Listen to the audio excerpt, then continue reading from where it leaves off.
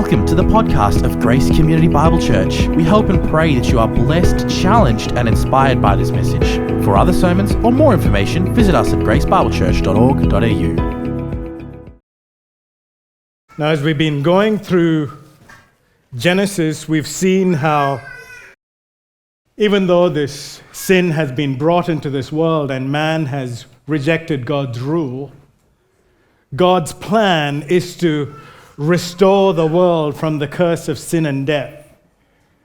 And his plan is to do that through his beloved Son, the Lord Jesus Christ, the promised seed who would remove the curse of sin and death and would restore the world and his people to himself. And so from Genesis 12, the plan is set in motion as God focuses on one man named Abram, who he calls out of idol worship, calls him out to follow him and to trust in him. And we saw in Genesis 12, God blesses Abraham and gives promises to Abram. And these promises broadly involved land, seed, and blessing. And the following chapters, we follow this journey of faith, this life of faith of Abram. And what we'll see is through this life of faith, he'll go through many ups and downs and many trials and testings as well. And we know that in chapters 12 and 13, the focus was more on the land, on the promise of the land. And now we're transitioning onto the promise of the seed, the promise of the offspring. And in this transitional passage in Genesis 14, we get some glimmers of what we are to expect of this coming seed that is promised. And we just see certain glimmers, certain flashes here and there. So Abram's in this journey of faith. And different trials and testing come. We saw how he was tested when there was a famine in the land. And we saw that Abram didn't do that well. In that time where he went to Egypt and he dishonored the Lord and he failed miserably. Then Abram is tested with abundance in the land as he has a lot of riches. He's a very wealthy man, and along with his nephew Lot. And they're testing there with all the abundance and the riches. And we saw that Abram has passed with flying colors in that test. And now again, here we see another sort of test is coming Abram's way. It's a testing in success. If you remember a few weeks ago, as we looked at the first half of Genesis 14, we saw that his nephew Lot, who had separated from him, had moved towards Sodom, and then finally was living in Sodom. And there was this international warfare going on where the Mesopotamian kings of the east, the superpowers, had conquered this area in the Jordan Valley, which includes Sodom. And there was a big revolt, and what happened as a result is this powerful kings of the east came and plundered this whole area and took all the people and all the goods from there, including Lot and his family and his possessions.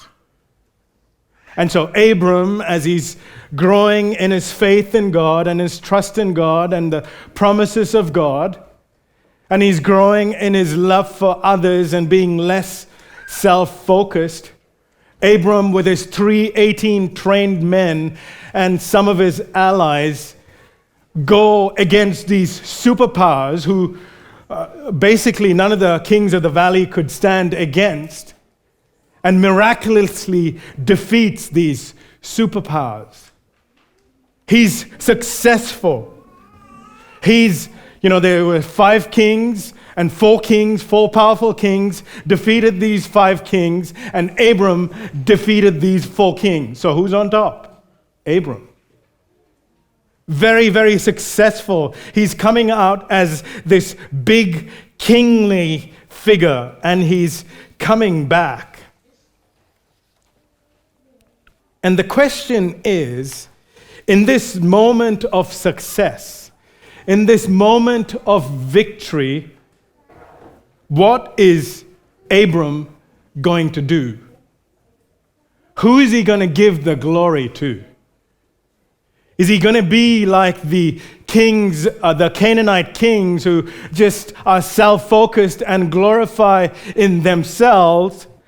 Or is he going to be a follower of God who recognizes what God has done and gives him the due glory?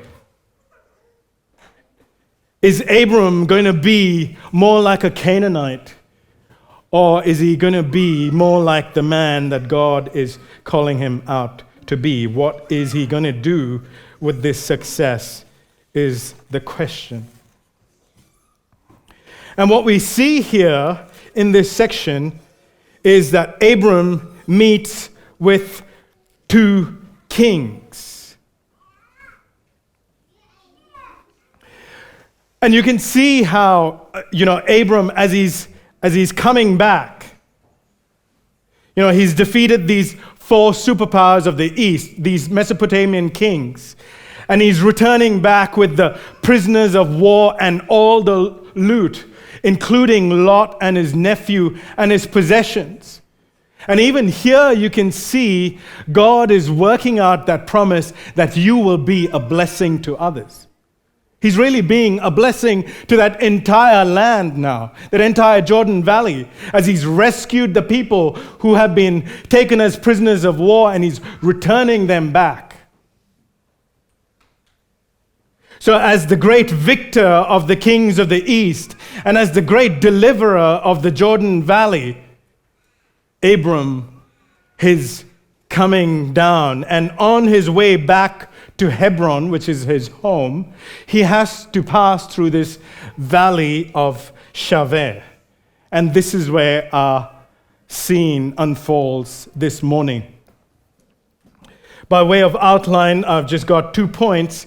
Abram and the king of Salem, that's in verses 17 to 20, and Abram and the king of Sodom in verses 21 to 24.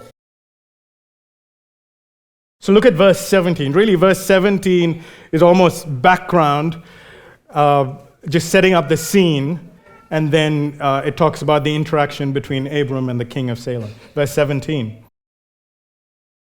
After his return from the defeat of Kedorlaomer and the kings who were with him, that's the superpower kings of the east, the Mesopotamian kings, the king of Sodom went out to meet him at the valley of Shaveh, that is the king's valley. Now the valley of Shaveh, or the king's valley, what this place was, it was a place where the kings would come and negotiate.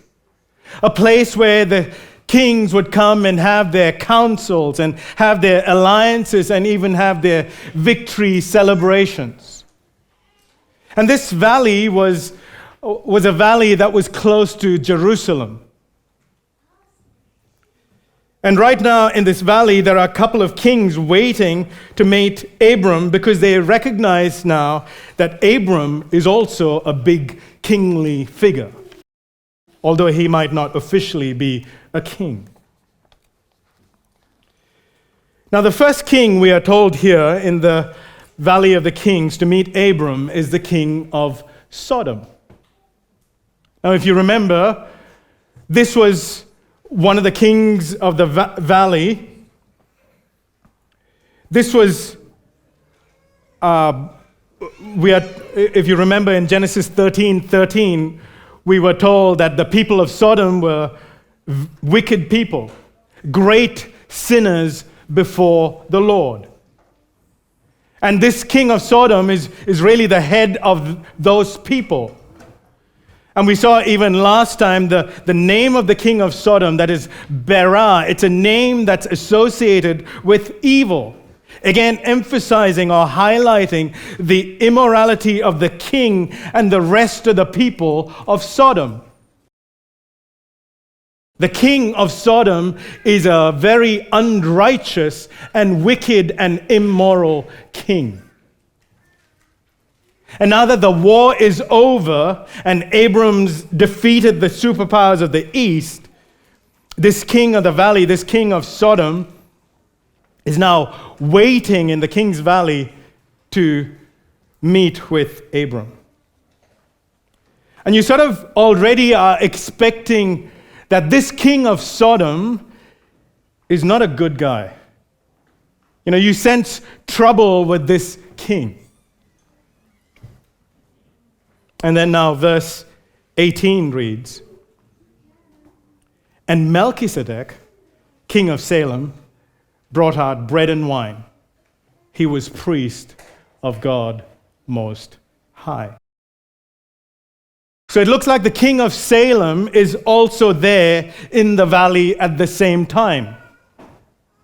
And it's almost like the two kings are there, and the king of Salem upstages the king of Sodom and comes right up to Abram to greet him. And this king of Salem, he appears out of nowhere. And the fact that verse 17, if you just look at the structure of 17 to 24, the fact that in verse 17 it starts with the king of Sodom, and then the next 18 to 20, it talks about suddenly this king of Salem. And then again in verses 21 to 24, there's mention of the king of Sodom. So you have king of Sodom, and you have the king of Salem sandwiched in between. And this is to really show a stark contrast between these two kings, between the king of Salem and the king of Sodom. One is an unrighteous and worldly king, and the other is a godly and righteous king.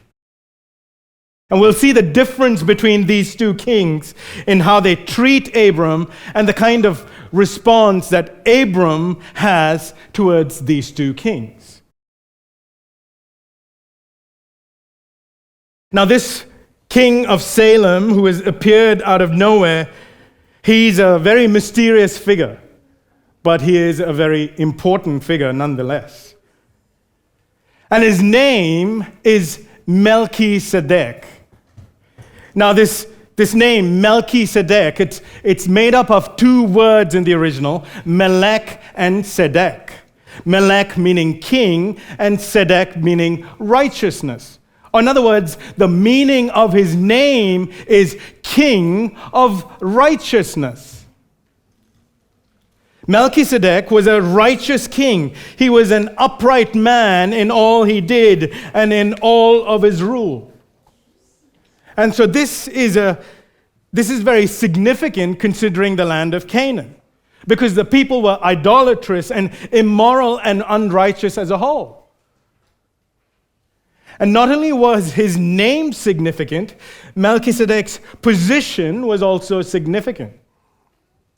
It says that he was the king of Salem.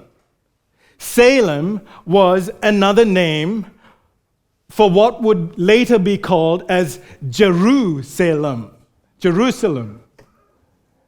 And Psalm 76:2 confirms this, where it shows that Salem is the same as Zion, and we know that Zion is Jerusalem. And here's the interesting part. Salem is a variant of the word shalom, which means peace. So in other words, in the midst of the kings who are waging war because of their own unrighteousness, here is this king of Salem, or king of peace. And this is what we read of in Hebrews 7.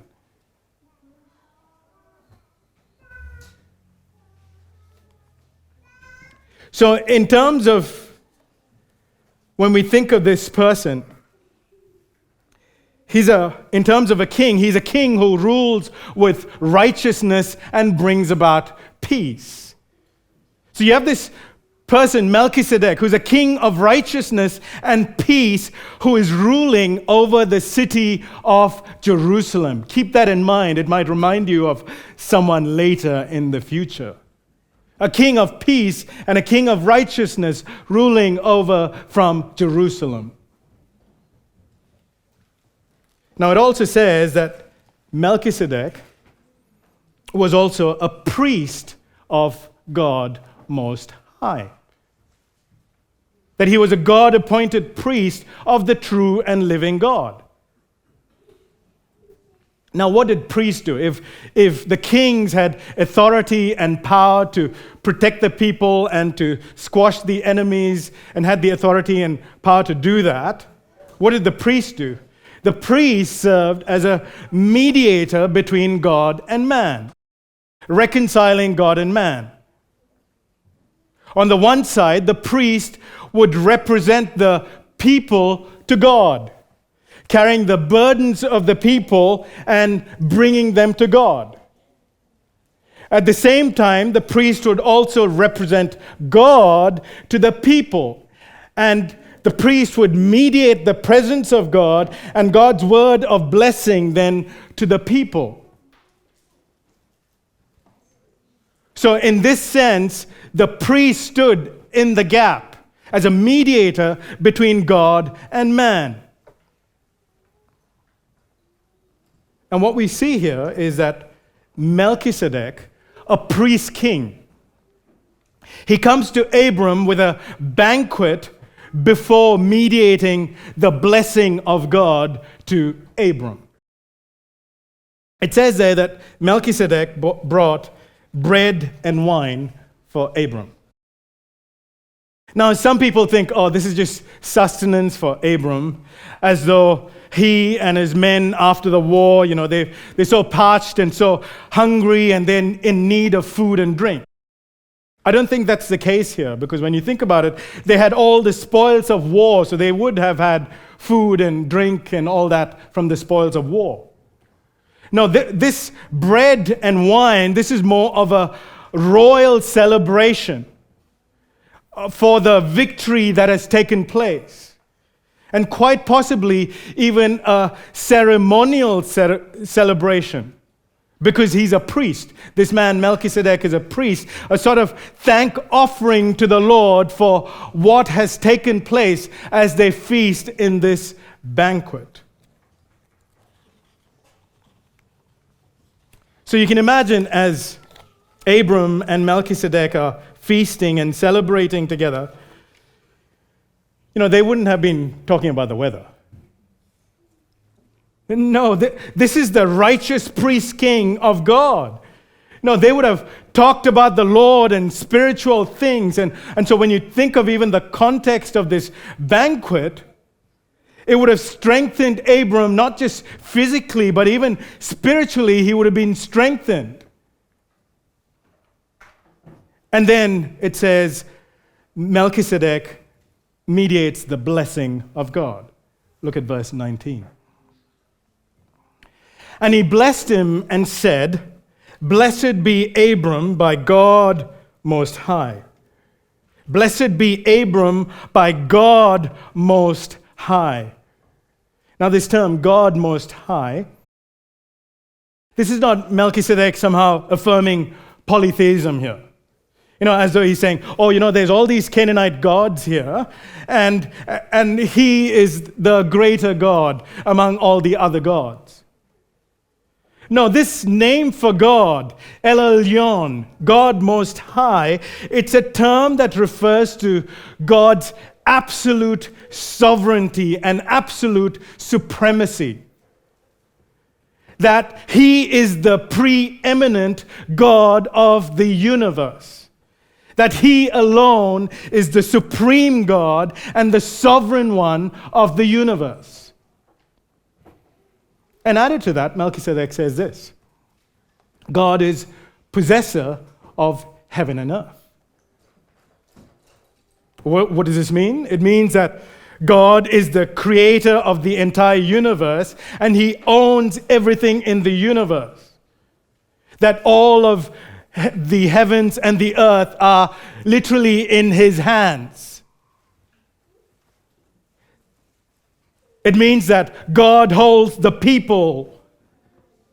God holds the nations, the riches, the lands, the livestock, even time and history and circumstance. They're all in the hands of God. God Most High is in charge of everything in the universe. And so this is what Melchizedek is doing as he's bringing that blessing of God to him. He's essentially saying to Abram, this God Most High, possessor of heaven and earth, his blessing is on you. This God's blessing is on you. His favor is on you.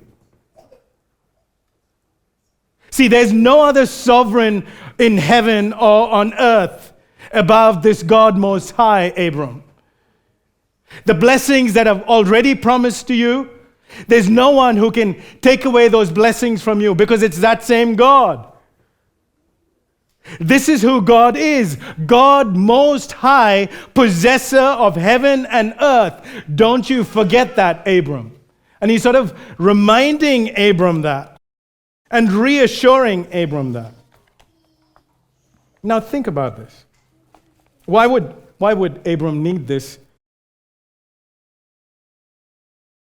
Well, he's just come from a big war. He's victorious. But much of what God had promised Abram has not come to fulfillment, particularly the promise regarding the seed promise and the land promise. So what does God do? God, in his divine kindness, he sends a divinely appointed priest king called Melchizedek to mediate God's blessing and to remind Abram about God and encouraging him so he's not tempted now to go the way of the godless Canaanites in his success. This is the God that is with you. This is the God who has blessed you. The God of heaven and earth, the possessor of heaven and earth, God Most High, the sovereign, the preeminent one of the universe.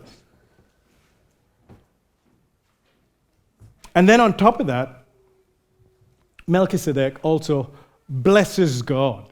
Not just Abram, he also blesses God. Look at verse 20. He says, "Blessed be God Most High, who has delivered your enemies into your hand." Now, when we think of, there's a big difference between man blessing God and God blessing man. See, when God blesses man, it could be, physical or spiritual blessings because man has need for both. Man is not all sufficient. He doesn't have everything. And so he needs blessings from God, whether it's physical or spiritual. But God, on the other hand, he's got no physical needs. He's got no spiritual needs. So for man to bless God, it's just a way of saying to praise God, to honor him, and to make much of him. And again, even in the blessing of God, Melchizedek, as the kingly priest, he's inviting Abram to see what God has done. He's saying, Abram, look, he is your redeemer. Yes, he's the sovereign ruler of the universe, but he's also the one who has redeemed you. He's the one who is intimately involved in your life. He's the one who has delivered you from your enemies.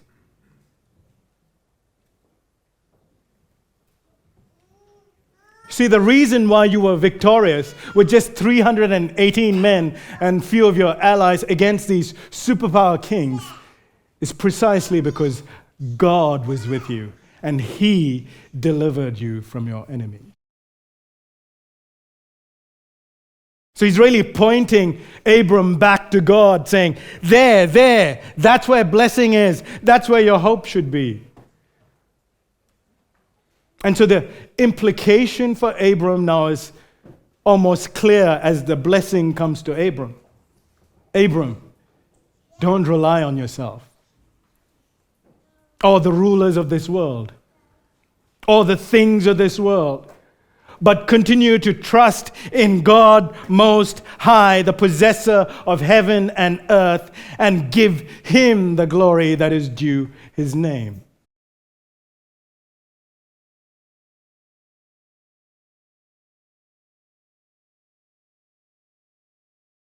And so, here what we see is, even though Abram seemed like the greatest one of all the kings in Canaan,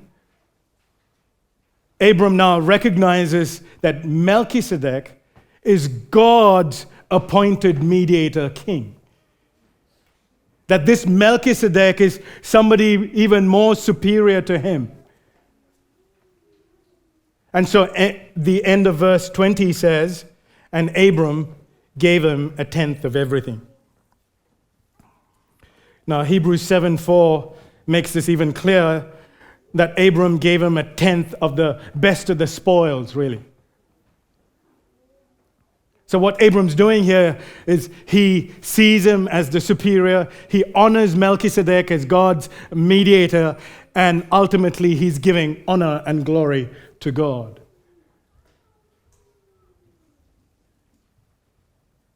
So in this interaction here, you see this. There's a mediator between God and man. And God, through Melchizedek, blesses Abram. And then Abram, through Melchizedek, honors God. You see that? God, through Melchizedek, blesses Abram. And then Abram, through Melchizedek, honors God through the best of the spoils that he gives to Melchizedek. And then Melchizedek quickly disappears from the scene.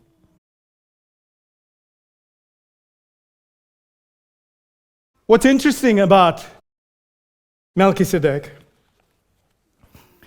is that he is the only person in the Old Testament that is said to be a priest king. In fact, when the law of God came into play, the office of priest and king, when that was officially established in Israel, there was actually a strict separation between these two offices of king and priest. Only those from the tribe of Levi, and specifically from the line of Aaron, could be priests. And they could never be king. And similarly, kings could not become priests. And the reason that there was a strict separation between the powers of priest and king was because of sin.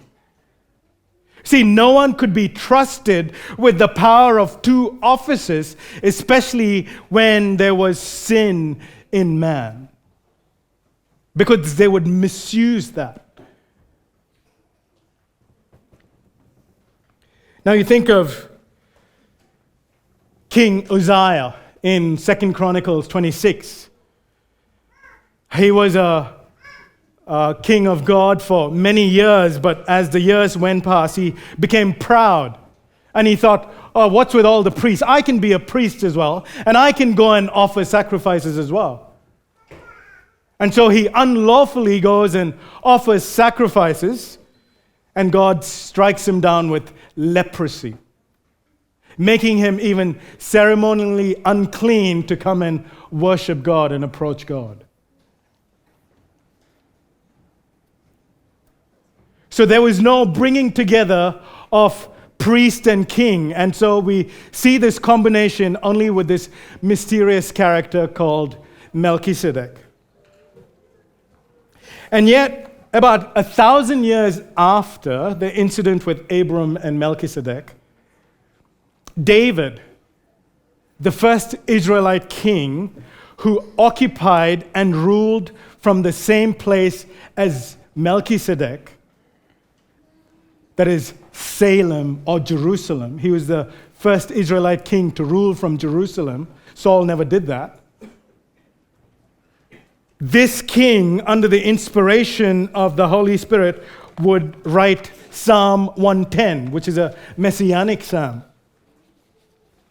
And David would go on to say in Psalm 110, verse 4, when he talks about the coming Messiah king, that this king would be a priest forever after the order of Melchizedek.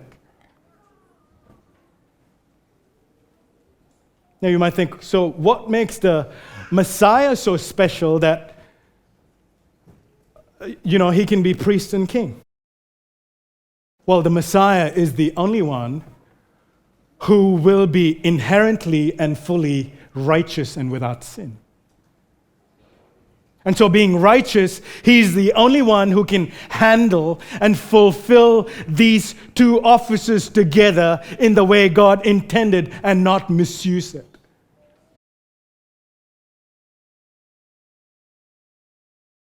And then again, there's no mention of Melchizedek again. He disappears again. And then about 1,000 years later, again, as we turn to the New Testament, in the book of Hebrews, Melchizedek appears again.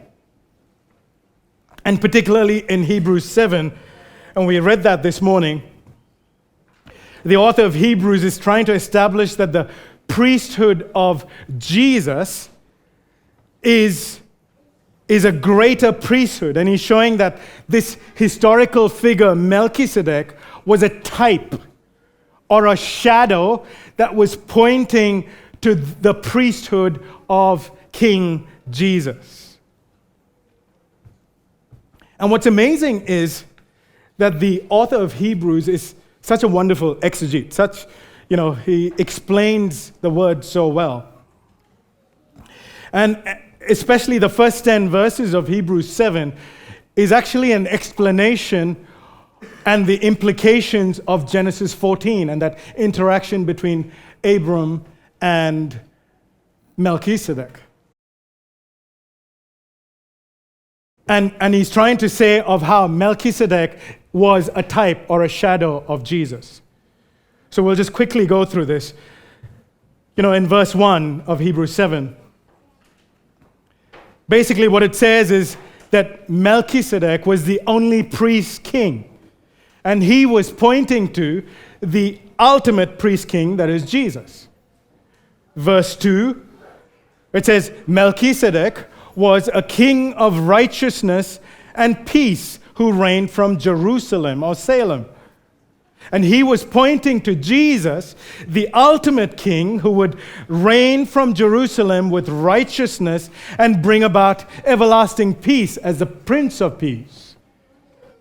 Now, verse 3, it says, he is without father or mother or genealogy, having neither beginning of days nor end of life, but resembling the Son of God, he continues as priest forever. Now, some people read this and think, therefore this means that Melchizedek that appeared in Genesis 14 is actually Jesus who came in human form before the incarnation. Somehow he appeared in the form of Melchizedek. See, there's a problem with seeing that, because if you look back again at Hebrews 7:3, it says, Melchizedek resembles the Son of God. It doesn't say Melchizedek is the Son of God. See, what the author of Hebrews is picking up is what is strikingly absent in Genesis 14. If you remember, the book of Genesis is a book that is divided according to 10 generations. Remember, we've spoken through that and we've different sections, because in those days there were no chapter numbers, but the book of Genesis is really divided according to its generations or genealogies. And so for all the important figures in Genesis, there's mention of who their father is, and how long they lived, and how long they died, and who their children were. But for Melchizedek, this important priest king, There's no record of his birth. There's no record of his death. There's no record of his genealogy, despite being a priest and a king of God. And so the author of Hebrews is picking up on that and saying, this is significant, the fact that there's no mention of his birth or his death or genealogy or any of those things, because this is intentional, because Melchizedek is resembling Christ. He's pointing to the eternal Son of God who has no birth or death. And because Melchizedek has no predecessor, there's no one before him, and there's no one after him, no successor, he really is the only one. There's only one Melchizedek. He appears to be a priest forever. Unlike the Levitical priests, where you had to have the from the tribe of Levi and then a son of Aaron, and they would live for a while, they would die, and then you have to trace the genealogy again, and then had to make sure all that would come in. And so there had to be successors to continue. So what the author of Hebrews is saying is that the nature of this Melchizedekian priesthood is that it represents a priesthood that is perpetual, that never needs to be replaced. Unlike the Levitical priesthood, where somebody dies and then, the next person has to come in and the next person has to come in. But the very fact that there's no death or birth or any genealogy mentioned, it almost seems like this is a perpetual priesthood and was pointing to Jesus, who would be the ultimate perpetual kingly priest, who would never be replaced. I know this is all a lot to take in, but I'm hoping this will all make sense as we put it all together. Now, in the second half of Hebrews 7, the author then will go on to say that Christ is that final, eternal, kingly priest. Why? Because he's righteous. Because he's undefiled. Because he's sinless. See, because he has no sin in him, death does not come to him. Because death is a wage of sin, and if there's no sin, death is not going to come to you. And he goes on to say that, therefore, he doesn't have to offer sacrifices for his sins and then for the sins of the other people, like the other priests. Because Jesus is the undefiled one. He is the righteous one. And so he alone is able to save his people and consecrate them and bring them into right standing with God.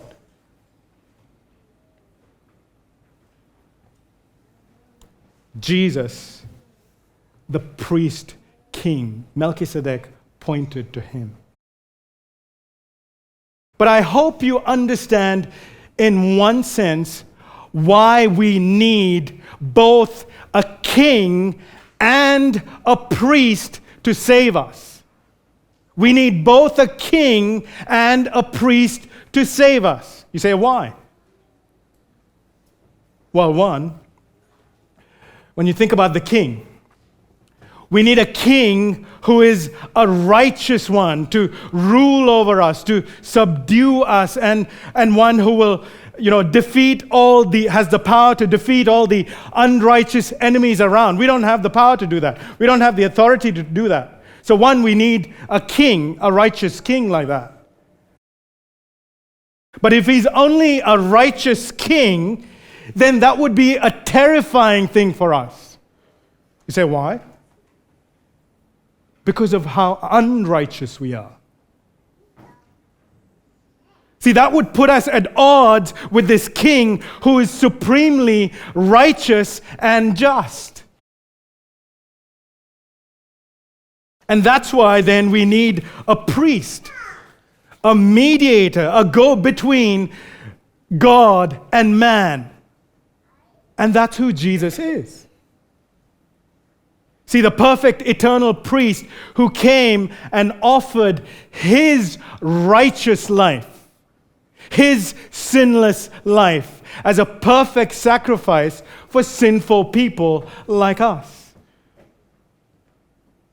And so then the perfect justice of God, the perfect righteousness of God in the form of justice, in the form of wrath, was poured out on Jesus for our sin. And Jesus died in our place for our sins. And he satisfied the justice of God. And then on the third day, he rose again, proving that Jesus is who he says he is.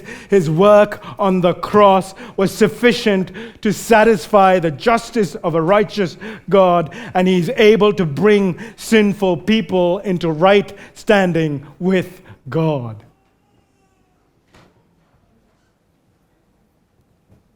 This is what Jesus has done for every believer. The priestly king of righteousness has brought us into right standing with God, as well as eternal peace with God. He is the one who reigns in righteousness and establishes peace even between us and God.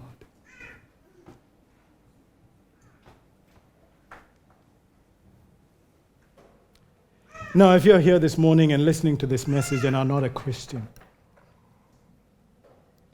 let me tell you, friend, there is no way for you to be made right with God the Most High, the possessor of heaven and earth.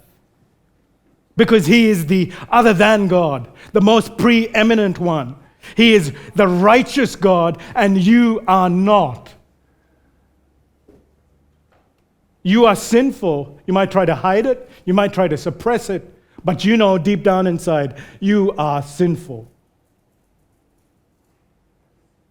And what you need is a righteous mediator to mediate between you and God. And the good news is this, that God has provided that mediator in the person of Jesus Christ. Trust in Jesus and what he has done on the cross, and you can be made right with God. And if you say this morning, yes, I believe in Jesus, I believe in what he has done on the cross, then I would say, then turn away from your sin, turn away from yourself, turn away from trusting in yourself, and keep trusting in Jesus and follow hard after him. And the evidence that you have put your full trust in Jesus is that you are continuing to do this, where you're turning away from trusting in yourself and you're continuing to trust in Jesus and follow Jesus.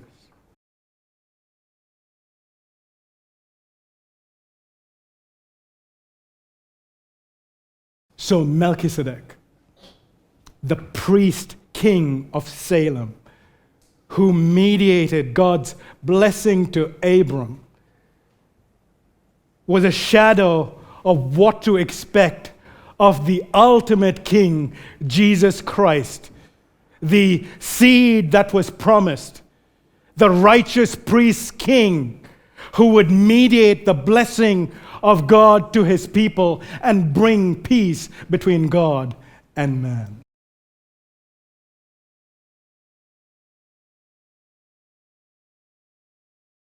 Now, just very quickly, we now look at the king of Sodom. In fact, we go back to him and we'll look at his interaction with Abram.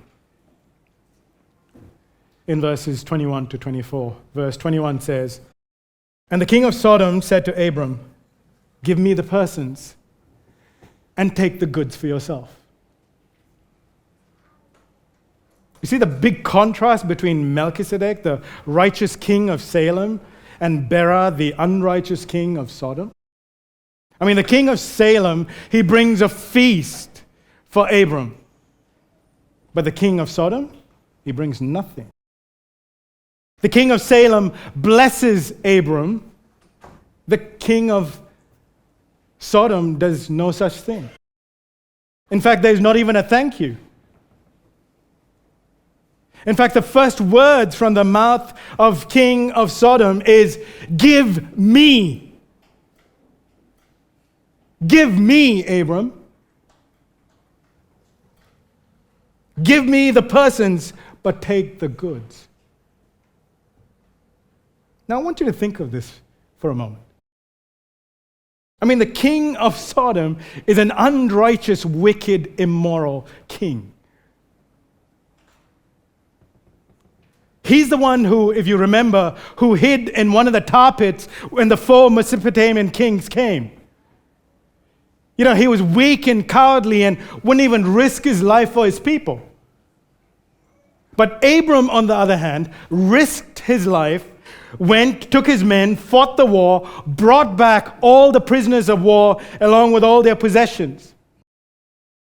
And now the king of Sodom is trying to strike a bargain with Abram.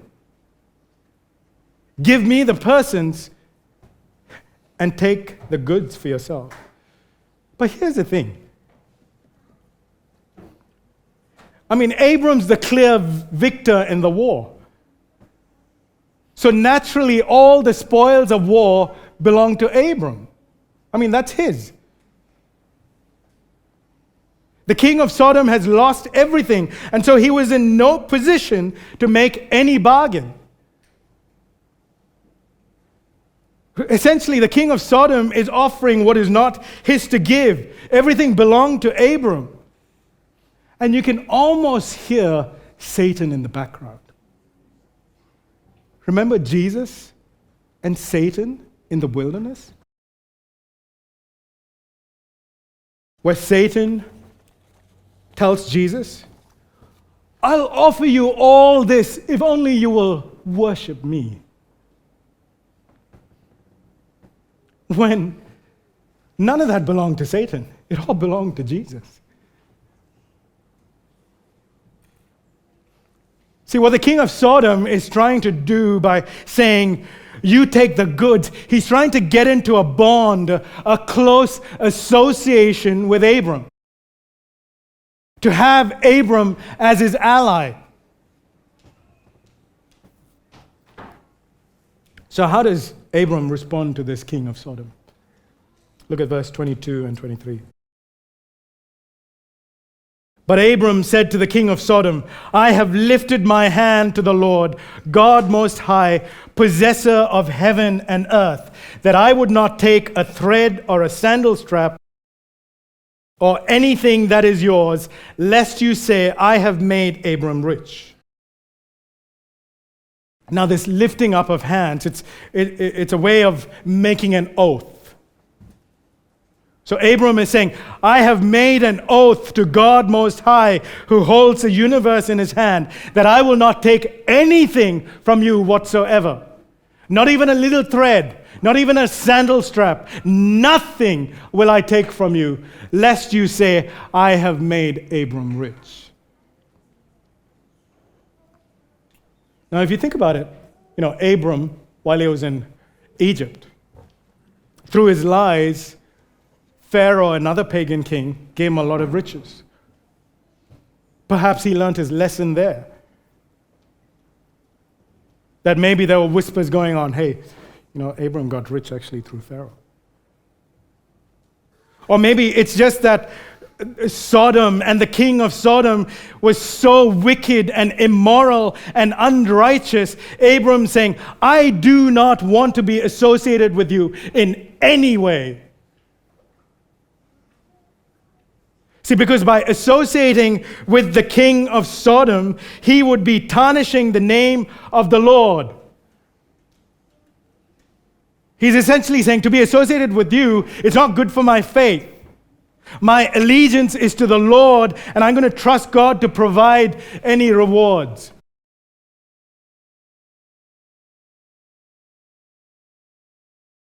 See, what he's trying to do is, when he does get the rewards, that God alone would get the glory. that everyone around would say, oh, that was God's doing. And that's what he was reminded of as this priestly king came and pointed him back to the glory of God. That it's God, it's all about him, it's all about making much of him. And so what you see here is Abram doesn't associate with this king of Sodom. He doesn't want God's glory to be diminished in any way from any association or this reward that he will get from the king of Sodom. And then verse 24 it says, I will take nothing but what the young men have eaten and the share of the men who went with me. Later, Aner, Eshcol, and Mamre let Aner, Eshcol, and Mamre take their share. So he's saying, as for me, I'm not going to take anything. My men, yes, they've eaten from the spoils, but that's just part of being, as part of the war. As for my allies, let them take their share if they want it, because they're not under the same obligation as me to the Lord.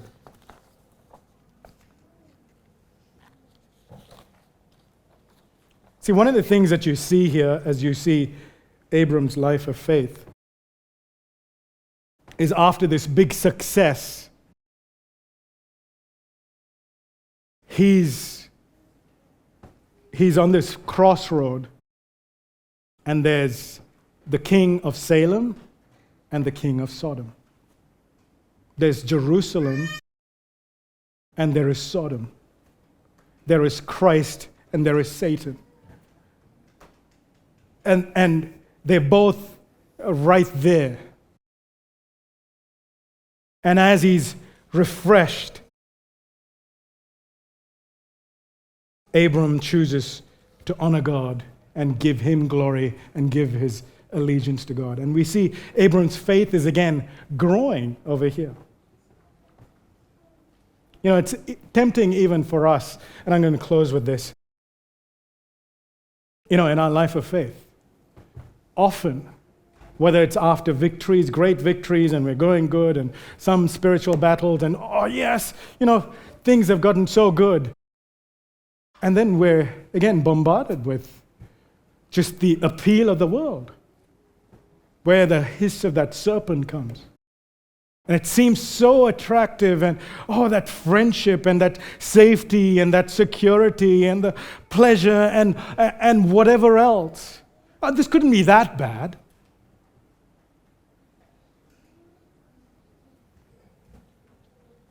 And yet, all those who go down that path, ultimately it will be for their ruin. And we will see the ruin of Sodom when we get to Genesis 19. But the greatest hope that we have as believers is that we have set our hope on Jesus Christ, who will come for us. Yes, the powers of darkness may be at work in this world, and they will come in different ways, but they're not too much for King Jesus. No, we have an eternal priest according to the order of Melchizedek, through whom we can draw near to God. And he will carry our burdens to him, and he will bring his blessing to us, and he will sustain us. That's the priest king God that we serve this morning. Let's pray together. Father, we thank you for the fact that you have called us out. And even though we couldn't save ourselves, we were unrighteous through and through. We thank you for our priest king, the king of righteousness, the king who then became our priest and was our sacrifice, and bore your righteousness and bore your justice and made us right with you. Lord, we thank you for Jesus, and we thank you for your provision in and through him. Help us each day as we live in this earth to not listen to the whispers of Satan, but to be refreshed by the word of Christ as we meditate on Scripture and as we commune with him in prayer. May that Jesus would strengthen us by his Spirit And may we be found faithful to you and give you all the glory that is due to you, knowing that ultimately this is also for our good. We thank you for these truths. Pray that you would refresh us, strengthen us, even for this week. And we pray all this in Jesus Christ's precious name. Amen.